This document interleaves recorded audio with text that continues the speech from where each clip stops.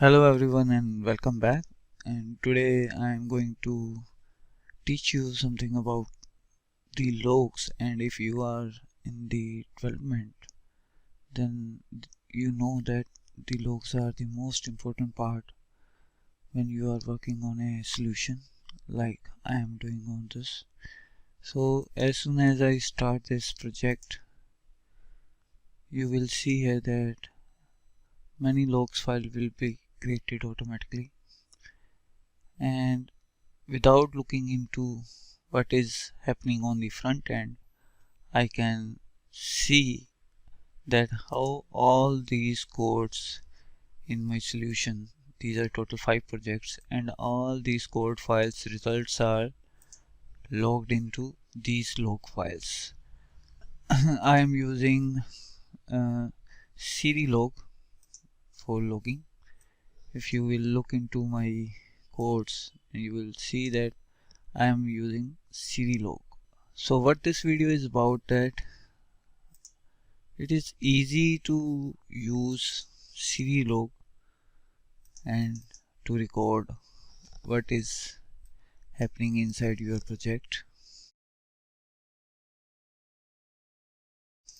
Like I can see what happened during the startup of my add-in.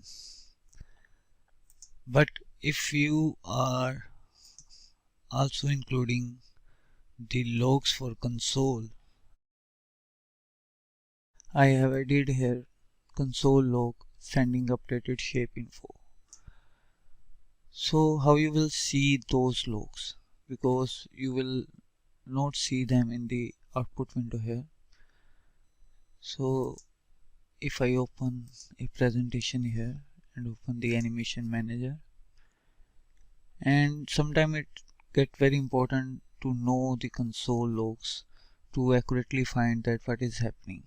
For instance, if I select this single shape here, and here I am replicating the same shape inside the WebView2, and I have loaded this HTML page here, and I can rotate this shape, and I can also rotate this group.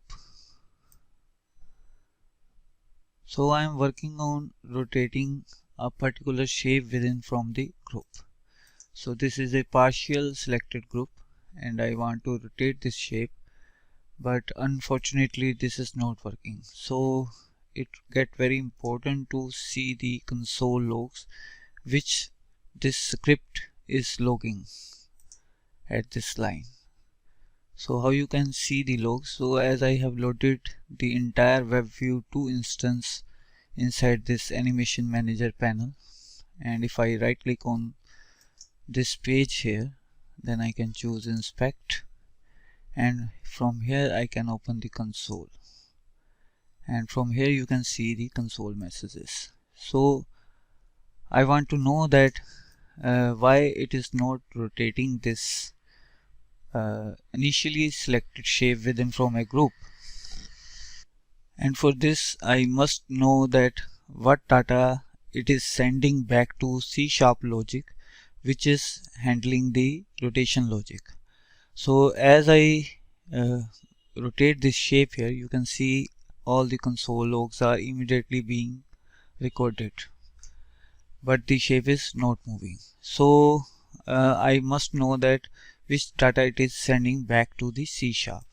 And the problem seems to be here that it is not including the group ID and group name when sending data to C#.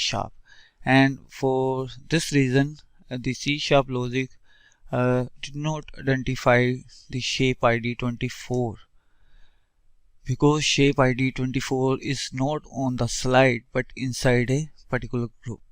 So we must include the group ID and name to rotate this shape.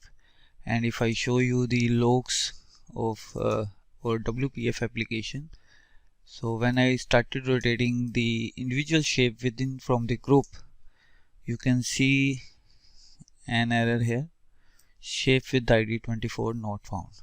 So along with serial logs, it sometimes become very important to see the console logs as well if you are working with some kind of web browsers like I am doing with WebView2.